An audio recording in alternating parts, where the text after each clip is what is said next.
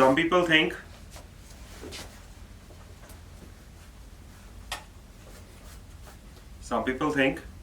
it is more important to plant. Some people think it is more important to plant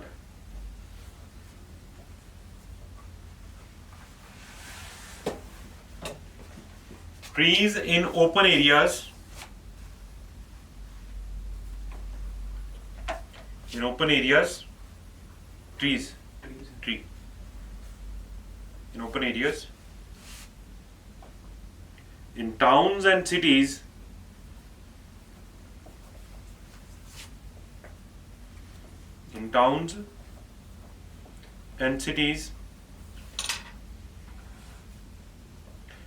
then provide more housing.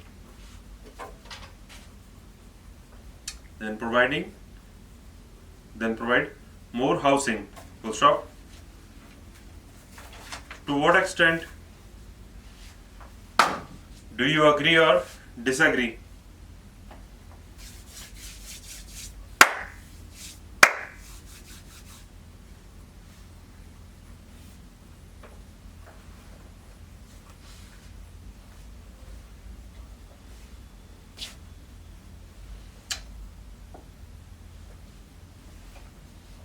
G.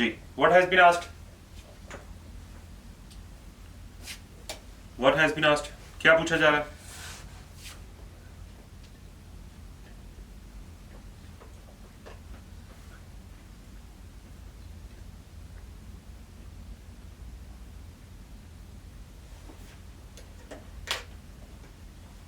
जी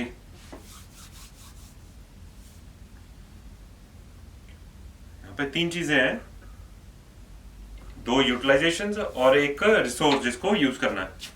तो regarding उसके क्या question क्या पूछ रहे हो? Plant जो हमें प्लांट प्रोवाइड करनी चाहिए या फिर उस जगह प्लेस मतलब हाउसिंग वगैरह प्रोवाइड करनी चाहिए. हाँ. किस चीज को यूटिलाइज करने की बात हो रही है? स्पेस को. कहाँ की स्पेस को? सिटीज की स्पेस को. तो मेन क्वेश्चन, कोर क्वेश्चन क्या हुआ? How, write down, how the limited land available in the cities should be used. क्योंकि अनलिमिटेड रिसोर्स हो फिर तो क्या है, पेड़ भी लगाते रहो, घर भी बनाते रहो, फिर तो कोई इश्यू ही नहीं है. एक सिटी है, वहां पे पहले ऑलरेडी कंस्ट्रक्शन हुई होगी और उसी में आपको घर भी बना, आपके पास ओपन स्पेस है कुछ, उसमें आपके पास दो ही ऑप्शन है, या तो आप ये कर सकते हो या ये कर सकते हो. या तो पेड़ लगाओगे ज्यादा से ज्यादा या फिर घर बनाओगे. तो आपसे पूछ रहे हैं how the land should be used. Why this question has been asked. क्यों पूछ रहे हैं? या तो अफर्मेशन या इंपॉर्टेंस. इसमें सिंपली क्या लग रहा है, किस चीज की बात होगी? इंपॉर्टेंस की बात होगी. किस चीज की इंपॉर्टेंस की बात होगी? ट्रीज की. फिर तो आपने ऑलरेडी साइड ले ली. अगर हाउसेस की बात कर दोगे तब भी ऐसे. हाँ, हमेशा अगर इस तरह से बात करनी है, अफर्मेशन चाहे इंपॉर्टेंस, हमेशा ध्यान रखना है कि ऐसी चीज ना ले लो जो एक मतलब हाँ वो एक साइड पहले ही दिखा रही है कि आप इसी साइड जा रहे हो. ठीक. Write down. Answer of why is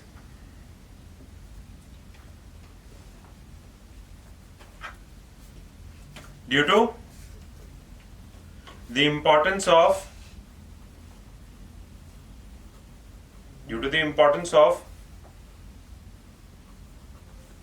proper utilization,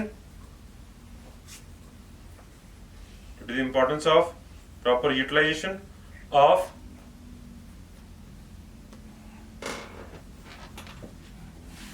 the land available in the urban areas.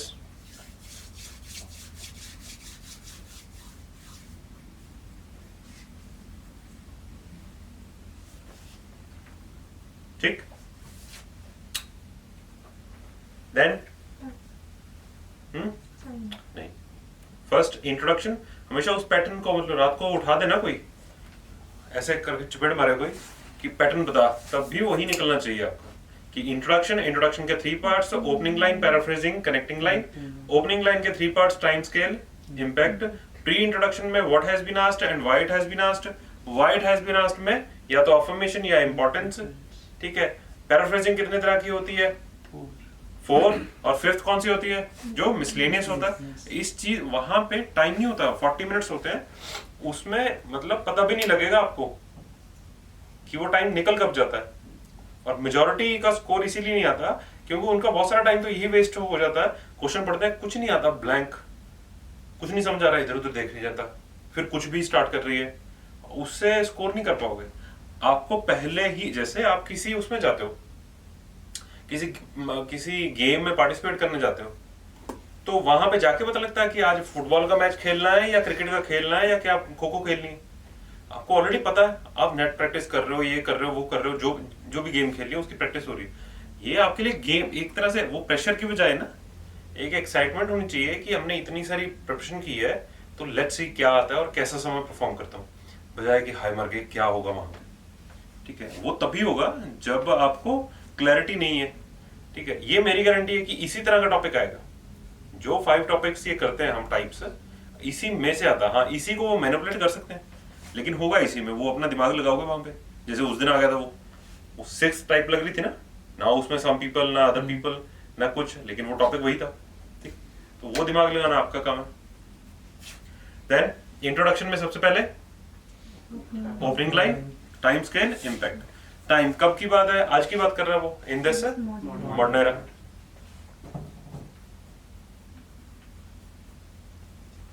Scale दिया हुआ ऑलरेडी।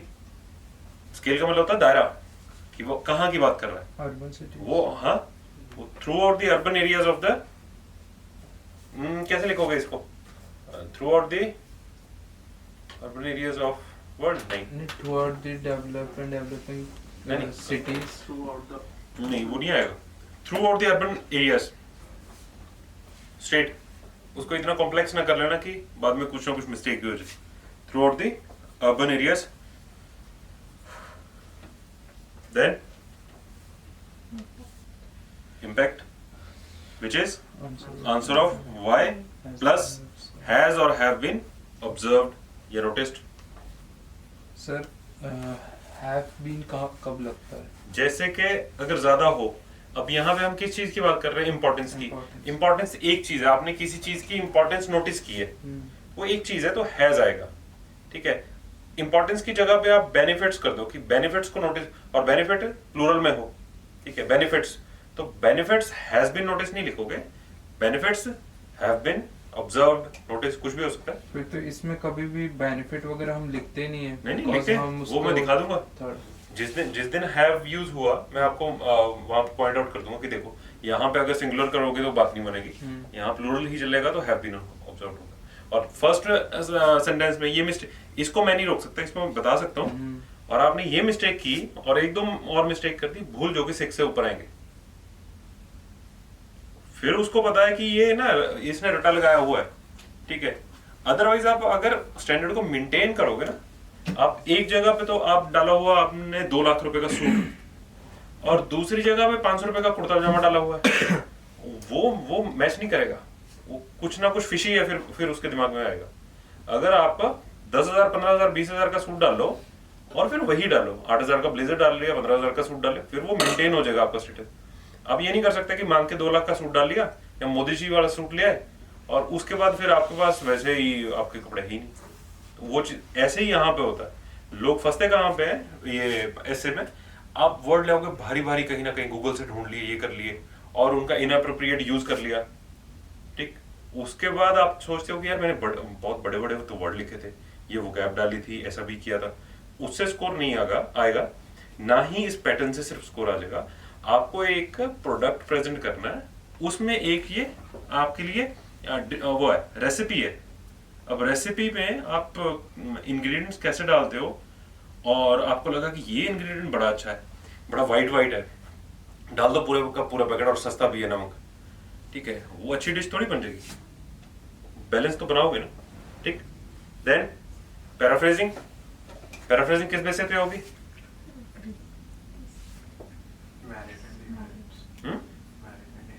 उसने मेरिट एंड डिमेरिट पूछे उसने, हाँ। तो merit and demerit, positive negative, advantage disadvantage एक चीज होती है, अग्री डिसएग्री अलग चीज होती है। कई बार आपकी जान बच जाएगी कि अग्री डिसएग्री में आप एडवांटेजेस एंड डिसएडवांटेजेस लिख दो, ऐसे ठीक है। और ज्यादातर वो अब ऐसे नहीं डालते, ऐसे आपको अग्री में कुछ और, अग्री में जैसे उसके मेरिट्स लिखने होते हैं जो भी आपको उसने पॉइंट दिया, लेकिन डिसएग्री में आपको किसी और चीज की बात करनी होती है, उसमें डिमेरिट नहीं आप लिख दोगे जैसे इसमें होगा अभी, ठीक। वहां पे लिखो अग्री, पैराफ्रेजिंग, 2 एरोज बनाओ, ऊपर एग्री, नीचे डिसएग्री, अग्री को ब्रैकेट में क्लोज करके उसके साथ मैं फ्रेज लिखाता हूं, इससे क्लियर हो जाए जी। अब अग्री स्टेटमेंट क्या कह रही है, क्या करो, ट्री लगाओ, घर बनाने के बजाय ट्री लगाओ। तो क्या बताओगे, बेनिफिट्स ऑफ प्लांटिंग ट्रीज, वो अग्री में आ गया, बीपी 1 बन जाएगा उसमें।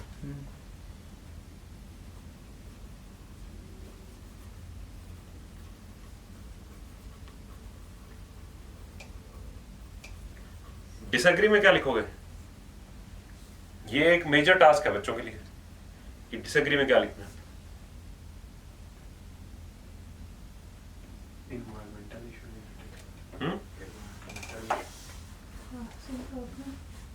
ओके जी। हाउसिंग प्रॉब्लम जी, बेनिफिट्स ऑफ हाउसिंग, यस, शुक्र है, टाइम लगाने का फायदा हो रहा है, ठीक है। और पता लग रहा है कि हाँ सबसे ज्यादा, सर जी हाँ पॉइंट्स आप बताओगे, क्योंकि मैं बोलने वाला था कि सबसे वो जो सबसे सीनियर बंदा ना, हाँ, शुक्र है कि उसको पता है, अब आप उससे भी सीनियर हो, ठीक है, तो आप पॉइंट्स बताओगे अब सारे जी। डिसएग्री में मैम यहाँ पे लिखोगे, अब उसने दो, आप इसमें तो ऑप्शन मिल गई है, अदरवाइज कई बार होती नहीं है, सिर्फ ट्रीज की बात होगी, दूसरी बात ही नहीं करेगा वो। इसमें तो की आपके सामने है, तो बेनिफिट्स ऑफ या रीजंस ऑफ कंस्ट्रक्टिंग हाउसेस, या फिर बेनिफिट्स ऑफ कंस्ट्रक्टिंग हाउसेस।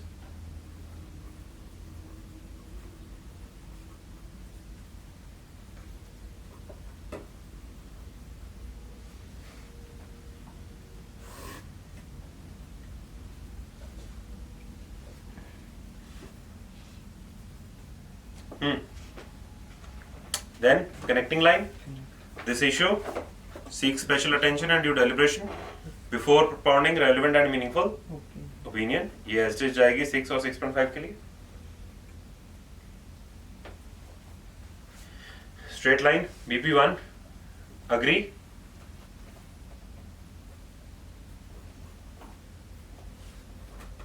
जी क्या लिखना है उसमें, वो पैराफ्रेजिंग में क्लियर हो जाता है, क्या लिखना है? अब शहर में स्पेस है, चाहे वो प्रॉपर ग्राउंड हो सकता है, ठीक है, सड़क के साथ साथ काफी सारी जगह हो सकती है, मतलब 200-200 फुट जगह ऐसी खाली पड़ी है, ठीक है, 200-500 जितनी भी हो सकती है, तो वहां पे जगह फ्री है, तो आपको वहां पे ट्री लगा देने हैं। बेनिफिट क्या होगा ट्री लगाने का, मतलब कहीं अलग यूनिवर्स में जाके पॉइंट नहीं सोचना होता।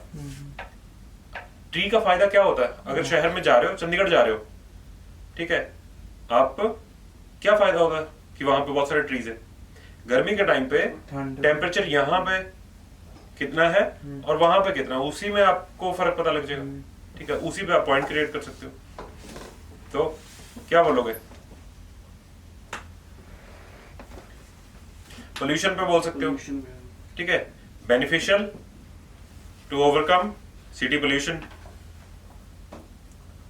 पोल्यूशन दो तरह से मेंशन कर सकते हो वहां पे, एक तो नहीं नॉइस नहीं, एयर पोल्यूशन की बात होगी यहाँ पे, एयर को ही फिल्टर करते हैं, एक तो जैसे कार्बन डाइऑक्साइड, ठीक है, उस चीज के लिए बात कर सकते हो।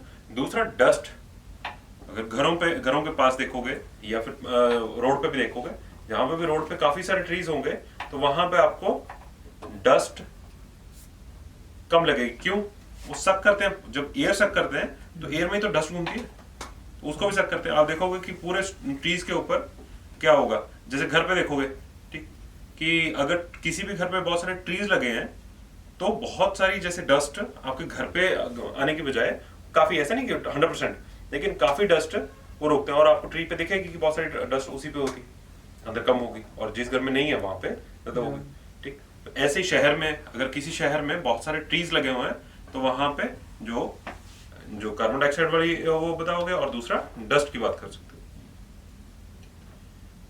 दूसरा जो पहले बात कर रहे थे, टेम्परेचर। गर्मियों के लिए, गर्मियों में हाँ कहीं, क्योंकि वैसे शहर का टेम्परेचर जो अगर अर्बन एरिया से ज्यादा देखोगे या किसी फॉरेस्ट एरिया से देखोगे तो शहर में टेम्परेचर ज्यादा होता है। अगर बहुत सारे ट्रीज लगे होंगे वो ऑटोमेटिकली आप क्या कर सकते हो, उसको टेम्परेचर लो कर सकते हो।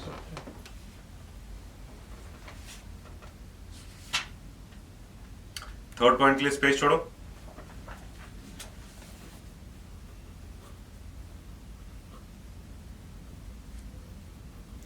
देन डिसएग्री, पैराफ्रेजिंग चेक करो। पैराफ्रेजिंग में क्या लिखा है? Benefits of constructing houses. Benefits of construction houses and reason of construction. ठीक है जी। तो घर, शहर है, शहर में खाली जगह है, वहां पे आपने घर बना दिए। ठीक है, सबसे बड़ा बेनिफिट क्या होगा? मेट्रोपॉलिटन्स को सोचो, दिल्ली, मुंबई, न्यूयॉर्क, ऐसी जगह को सोचो, खाली जगह पड़ी है, वहां पे और घर बन गया, क्या होगा? सिर्फ इकोनॉमिक्स का बेसिक सा रूल जो कि सप्लाई ऊपर जाएगी तो प्राइस किस तरफ जाता है? अगर किसी चीज की डिमांड बढ़ती है तो प्राइस किस तरफ जाता है? Price high अगर किसी की सप्लाई बढ़ती है मार्केट में तो प्राइस लो होता है। ठीक है, तो अगर शहर में बहुत सारे घर हैं जिनको खरीदा जा सकता है तो वहां पे अफोर्डेबल जो रेजिडेंस होगा वो अफोर्डेबल होगा। ठीक है, तो वो बड़ा फायदा होगा। First, affordable houses to live. इसकी इसी में एग्जांपल डाल सकते हो साथ में। ठीक है, जैसे इन बड़े शहरों की बात कर सकते हो कि अगर वहां पे बने, क्योंकि वहां पे जगह नहीं है, अगर वहां पे संभव जगह हो और घर बने तो वहां पे जो लोगों को घर नहीं, जो अफोर्ड कर पा रहे, ठीक है, तो उनको भी घर मिल सकते हैं। क्या ये पॉइंट सही होगा कि मैक्सिमम पीपल एक साथ ही रहते हैं इन सेम बिल्डिंग? नहीं, मतलब जैसे सब अलग अलग प्लॉट लेके बनाते हैं तो मैक्सिमम पर्सन वो अलग, अब उसके लिए ऐसे है सर, उसका अलग से ऐसे है। यहाँ पे वो बात नहीं हो रही, हाई राइजिंग बिल्डिंग की बात नहीं कर रहे वो इन्होंने कुछ नहीं कहा कि छोटी सी जगह है वहां पे अगर हाई राइजिंग बिल्डिंग बना दे तो ऐसा होगा वैसा होगा। वो सिंपली दो चीजों में चूज करने के लिए बात हो रही है, अगर या तो पेड़ लग सकते हैं या वहां पे घर बन सकते हैं। वो individual homes and high rising building पे अलग से टॉपिक है जी। अब आपके पास यहाँ पे स्ट्रेट अवे अपॉर्चुनिटी है कि अगर आपके वर्ड्स पूरे हो गए तो इनफ है। 3 पॉइंट्स हो गए, 2 उस तरफ 1 उस तरफ, साथ में एग्जांपल डाल दिया आपने तो इनफ होता है। अगर ये पैटर्न रहेगा तब आप कंक्लूजन कैसे लिखोगे? To conclude I would like to mention that yes there is the benefit of constructing houses. हाँ, full stop. However there are multiple Benefits. Advantages, merits, ठीक है, of Planting trees. Full stop. In my perspective, जो भी आपको बोलना है, इसको और स्ट्रॉन्ग करने के लिए अगर वर्ड्स कम हो रहे हो तब आप BP1 में एक और पॉइंट दे सकते हो कि उस तरफ ज्यादा पॉइंट है। लेकिन अगर आपने BP2 में अलग से पॉइंट दिया फिर वो सारा चेंज होगा। वो लॉजिकल ऑर्गेनिक एक डेवलपमेंट होनी चाहिए। कंक्लूजन बहुत स्कोरिंग, मतलब बहुत इंपॉर्टेंट, जैसे इंट्रोडक्शन बहुत सारा ऐसे इंपॉर्टेंट होता है, लेकिन अगर स्कोरिंग को देखोगे इंट्रोडक्शन में वो एक ओपिनियन क्रिएट होगा कि हाँ बच्चा कैसा है, किस तरह के बैंड्स, और इमीडिएटली कंक्लूजन करके वो खत्म कर रहा है हाँ, इसको। अगर जैसे PP1 में हमने हमारे 2 पॉइंट्स हैं बट हमने कम लिखा है एंड BP2 में हमने मतलब एक ही वो पॉइंट लिखना मत, वो अपनी रिस्पॉन्सिबिलिटी आपकी हाँ। कि ऐसी कंफ्यूजन क्रिएट नहीं करनी जो आपको बैकफायर करे कि पॉइंट BP1 में कम है लेकिन आपने एलेबोरेट बहुत अच्छे से बहुत ज्यादा किया हुआ और साथ में एग्जांपल डाला हुआ है, और BP2 में 2 पॉइंट है या 3 पॉइंट है लेकिन वो उनका सिर्फ 2 लाइन में आपने एक्सप्लेन कर दिया उसको और ज्यादा एलेबोरेट नहीं किया। तब आप क्या करो, फिर उसी तरफ पॉइंट्स ही उस तरफ कम लिखो, उस तरफ एक और पॉइंट सोचो जहां बहुत अच्छा पॉइंट है उसके साथ ही एक छोटा सा और पॉइंट देके वहां से एक पॉइंट काट दो। वो इलॉजिकल सी चीज नहीं लगनी चाहिए जो कंफ्यूजन क्रिएट करे और दोबारा पढ़ना पड़े उसको, यार मतलब कहना क्या चाहता है। ठीक, गो थ्रू एक बार पॉइंट्स।